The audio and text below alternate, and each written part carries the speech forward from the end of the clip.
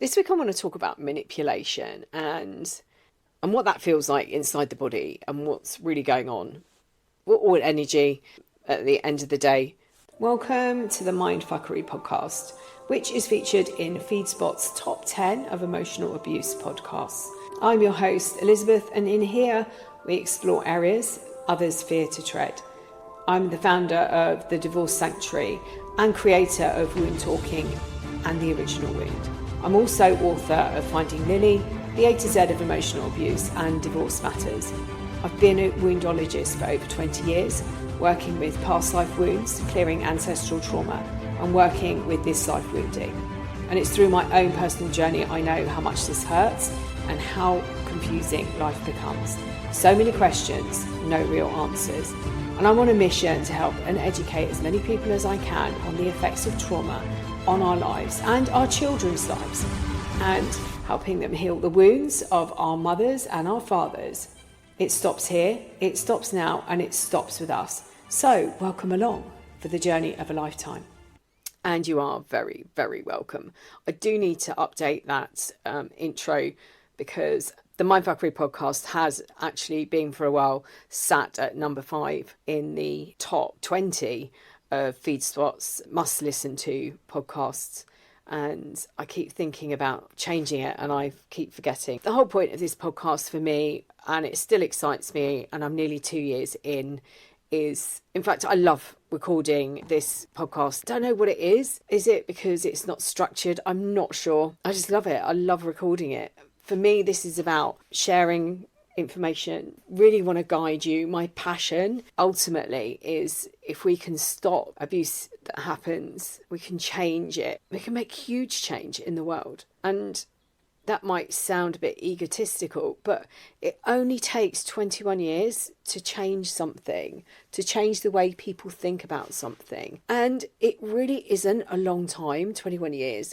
If you've had children or nieces and nephews or around friends that have got children, and you think how quickly they grow up. Bumped into somebody I've known for quite a few years. I hadn't seen him for, I don't even know how long. And his son's now in his late teens. And I'm like, oh no. I still remember him when he was 4 or something, 5. So this period of time, it goes so quickly. In 21 years time, we could have started to make a big impact on abuse within the family unit, abuse within the work unit, learning tactics. We're not taught at school. You know, school teaches us what? It teaches us to sit and listen. It teaches a child to obey and not to question. What if that teacher is abusive? I've seen a couple of TikToks recently. One was in Australia and one was in America. And the children were really upset, but they couldn't articulate what was happening. And the parent thought that they were being bullied by children in the school. The child didn't know, but the parent put a camera in their hair, put their hair up. Actually, in both instances, it was the teacher that was singling their children out and was really nasty. What does that do to your self-esteem? And this manipulation, runs through. It's not just romantic relationships. It can be in the workplace. It can be in every environment. And it might be a stressful day, but those words have so much power. The words that we hear are so powerful. And this is about vibrating. So our vibration is unique to us. Our vibration is like our thumbprint.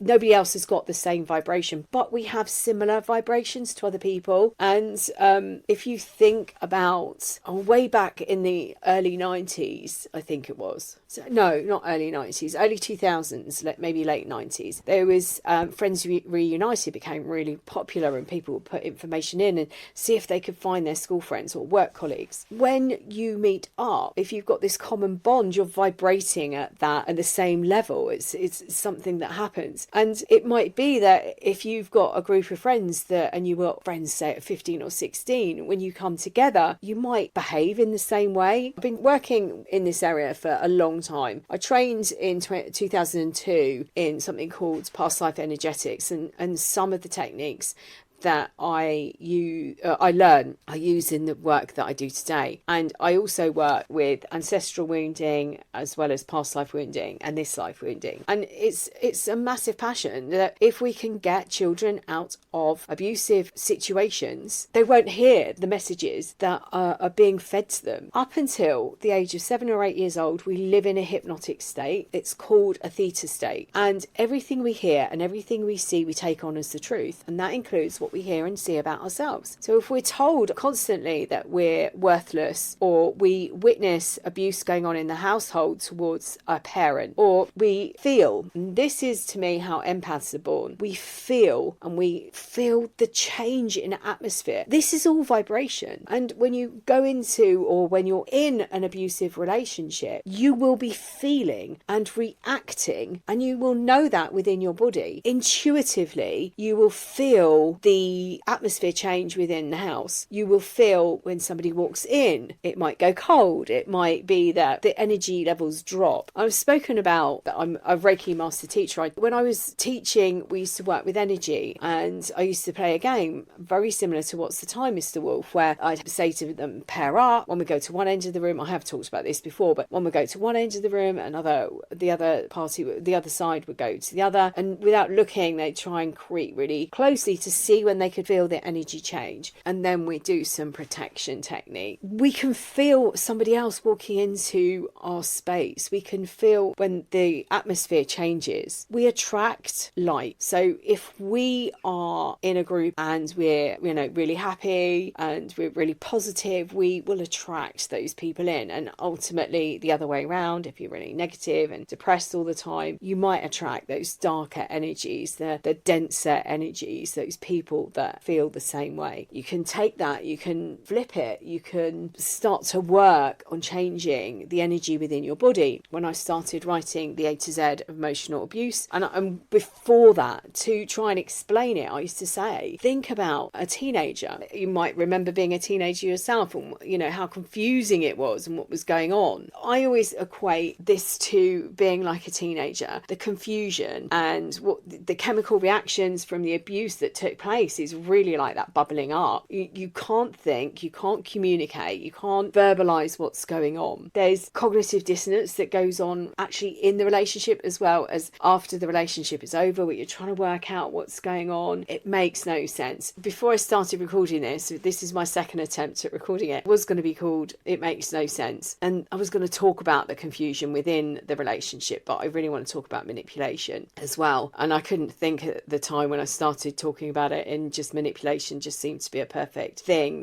that's happening. And it's around us in all walks of life. There's a saying in the narcissistic abuse, emotional abuse arena, that there's no one more desperate than an ark trying to secure a roof over their head. And that's where the manipulation happens. They get you into these relationships really quickly, they bond with you really quickly, and then they need to push everybody out to secure their space. It's like them coming in, like a bomb unit coming in saying, clear out, we're going to take over and protect, because they walk in and they play these games of, look, I'm your hero, look, I'm going to look after you, you're never going to have been treated like this before. And they do. They shower you with attention, whether they are female or whether they're male. They shower you with this attention, and they see you in a way that you've never been seen before, you've never been validated before, and it makes you feel really special, and you trust them. Part of the common bonding is that they will start to find weaknesses within you, and this is them collecting the data that they will then use at a later date. The desperation of someone trying to secure a roof over their head, and it will be that they will smear the people that they see as a threat and get you to question the relationships with the people that you trust, because they can't trust them to not unmask them. So the narcissist or the emotional abuser cannot trust your friends and family, who might see through the abuse, might see who they are and point out.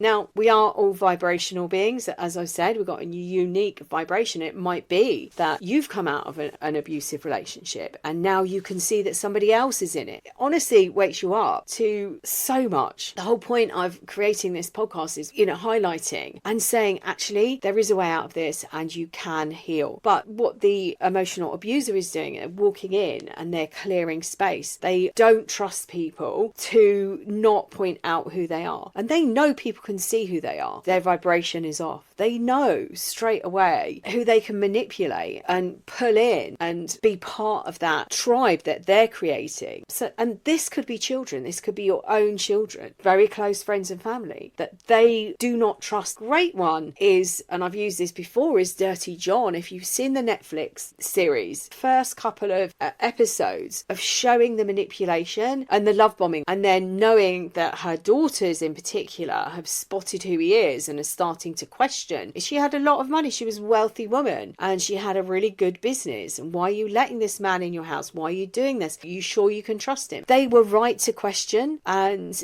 I'm not sure which one it was, where this daughter is in the order, but I think she was the youngest daughter, nearly lost her life because he was so obsessed and he didn't like the fact that they could still influence the mother. They were a threat to him. So manipulation isn't just in the relationship, it's the people around you as well are manipulated. You're manipulated to cut off ties with people, to push people away because they can't trust them, not to, as I said, unmask them. Everything is created, everything is done to protect them, to build walls around you and that relationship, you and them and that relationship, so nobody can get through, nobody can penetrate through, and they then gradually take over your life. And then when it's all over, you're left with these wounds, and these wounds are things like, why am I not good enough? Because they've moved on so quickly. They've moved on so quickly because they need to secure the house over their head. They're manipulating the person they've moved in with. It's always what is in it for me? What will I get out of this situation? They walk into a room and they scan. What's in here for me? What am I going to get out of it? I'm spending my time. I have talked about this before. I actually still can't remember what the name of the video is called. It does say ROI somewhere, return on investment, from my sales background. And also I ran a party business, so I used to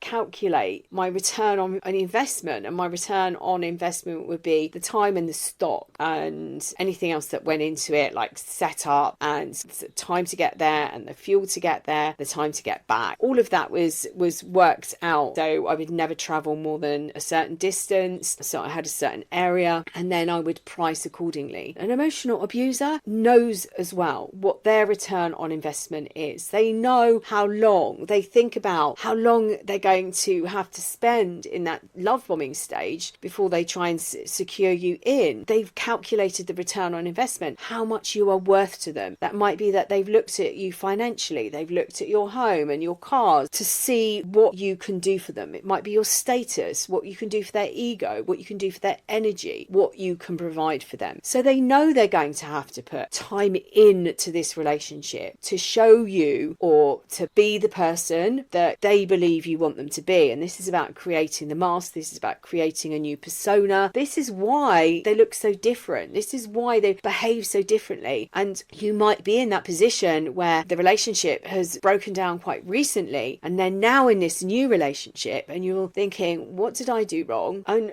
why are they different? What's going on? Well, I didn't get that. I didn't see that person. You didn't see it because they've created a new character. They're playing a new role, and that character is in place for the new person, the new supply, the new home that they're securing, the new cars that they're accessing, the new bank account that they're planning on cashing in on. It's really interesting, but what it does is bring up wounds of why am I not good enough? But you've also got our three core wounds, which are abandonment, betrayal, and shame, and they work on lots of different levels. So you have been abandoned. You might feel shame because you believed the stories and you invested so much and you waited and you knew. And I only say this because I saw the red flags and I tried to end the relationship, and then I was told, no, you're the only person who ever understood me. Please, I want to change for you. And I believed that. So I saw the red flags. I saw the red flags during the relationship, at the beginning of the relationship. I was tripping over them at the end of it. But what I'm saying is you will probably have seen the red flags, but you've been given these stories, you've created this future with them, and you've invested so much in time and money and energy and everything.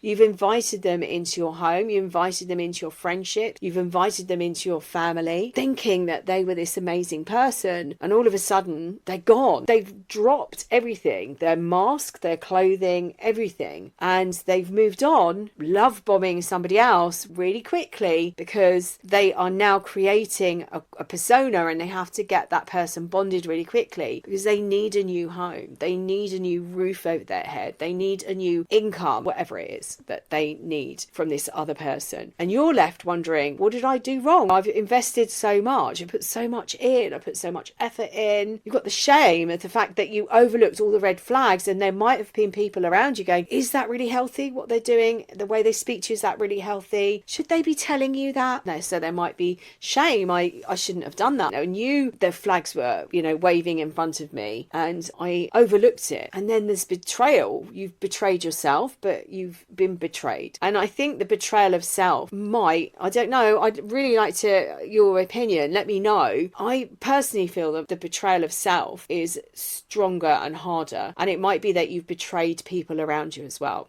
I know I did. I know that happened to me. And that's what I came away with. A huge shame and a huge guilt, actually, around that. And shame and guilt are like twin sisters. So one's what I've done to myself and one's what I'm doing to other people. So this feeling inside, this is an inner standing, not an understanding, an inner standing. An inner standing is the vibration that's happening inside. When something feels off, it usually is. When something doesn't make sense, there's usually a story behind it. There's something isn't adding up, because you might be diverted away, you might be distracted from seeing the truth. The subject might be changed. It might be that it's your fault that this happened, because even though they were the ones that were off having the affairs or spending all the money or whatever it was that they were doing, it was your fault, because you weren't giving them enough attention, you weren't there for them. And these are like little earworms once they've hooked you in, and they will test you. They test you to see how hooked you are. And if you turn around and say, actually, I'm out of this, they'll love bomb you. They've misread it, they've got it wrong, they realise they haven't hooked you up and they haven't invested enough time, so they go back through that again. And then once you are really hooked, once they've got you to that point that you'll listen to them and you won't walk away, then they start with the slight put downs, and they might disappear for a period of time, and then they come back round and say, oh no, let's think about the future, let's start future planning. And they might buy you flowers, or they turn up with something else, a gift, sweets, chocolate, whatever, bottle of wine, and then they take you round again and they get you hooked to the point that you're living in fear. You've been manipulated and your energy is out now, and you've pushed everybody away, absolutely everybody, to protect the relationship, protect what you've got, and you've invested all of this time, this energy, this money, everything in this person. And it's then a fear of stepping forward, a fear of what's going to happen next. I was out last night and I was with a doctor. I've known him quite a few years, and I saw him just before Christmas, and he was saying to me then that one of the papers he wrote in 2006, somebody's approached him and they really want to go back and have it republished, and they want to do some work around it. This is about children, and this leaflet will go into, and I said, I hope it's more than a pamphlet. So he was calling it a pamphlet, and I said, I hope it's more than a pamphlet. And he said, oh no, it will be. I was going, can't you do like a small book, a novella or something like that? But it's going to be information that will go into the legal teams. The legal teams will be able to read the 5 things that are manipulative and why children shouldn't be in that. I'm going somewhere with this. So I haven't just like diverted the whole thing into one area. But so we were talking about this, and he was saying, because he's supposed to have retired, and he was saying that he was helping someone and she's being manipulated outside of the relationship now through the children. So that's where I was going with it. This it doesn't just happen in the relationship. It can continue after the relationship is over. Your world comes crashing down and you think, oh my gosh, what have I done wrong? What's wrong with me? Why wasn't I good enough? They've moved on to somebody else. They've got this perfect relationship. They haven't. They've got this perfect relationship, and it's not fair, and adds to these wounds of what did I do wrong, etc., etc. and then they are manipulating from the other side. Now, during this transition to this new person, and that could be a long time, it could be years, that they are taking you through the cycle of abuse. So during that manipulation period, you might experience the breakup, the relationship, or threatened breakup. You know, this is what we were talking about last night. On average, it's 7 to 8 times that these relationships break down before somebody, whether they walk away or you say, finally, I'm not doing that anymore. For some people, it might be 2 or 3. For others, it might be 15 or 20. And that's where we get our average, 7 to 8 times. It might be that they have 7 to 8 affairs. It might be that they bankrupt you 7 to 8 times. Or it might be a mixture of both. It's the manipulation that goes on, and it carries on, and it can carry on because they can use the children. If they think that there's something important for you during this divorce process, they will go for that. And that's what I teach with negotiation and things like that, and talk about, particularly in my book, Divorce Matters. Within there is healing the wounds that drive that. So because you've been hurt and there might be wounds that are running the divorce, you might go for things that you know are important to them, like they are doing the same thing. And you might want to fight for something. And what I'm saying to people is, don't let your wounds run your divorce. Don't be sitting there. What I'm trying to help people not do is that wound of injustice, or whatever the wound is that's your wound, is fighting for something. And then the divorce is over. It's all over. Say it's a picture and you're sat on your sofa staring at this picture thinking, I hate this picture because it represents my divorce process. It represents all the hurt that went into that. And that is what drives me. That's what Divorce Matters about. It's about not letting the wounds take over and run your divorce. And I think that's really, really important. So manipulation, you can be manipulated, and it's really hard. I mean, how do you do it? Your child is really important to you, or your children are really important to you. So what do? They go for the children. This is part of the conversation I had last night, that this manipulative person had won all this time through the courts to spend with their children, but they don't want that time. They don't use it. They just use that process to manipulate the partner, unless there's something else going on, and then they will call that time back in. And it's this pulling and pushing of emotions that goes on. And this is about claiming back power. This is about healing the wounds. It's your time. You can do this. It's such an amazing, amazing experience. And it might not feel like that when you're sat there and you can see that they've moved into this new house. If you're on the floor, a complete wreck, and they are in their designer clothes or their new wardrobe, or they're driving their new car, and you're thinking, what did I do wrong? My journey is to help others heal. And that's the passion. That's what drives me. That's what gets me up every single morning. So inner stand the manipulation. Start talking to it. I mean, some people will not see what's happening. You come out, you can see they're in a bad relationship. You might want to tell them, but they can't hear you because they're not vibrating at the same level as you are. You might have days where you're overcome with emotions and you lose days, weeks, months, years. Little steps to healing. And if I can encourage you, and if I can help you in any way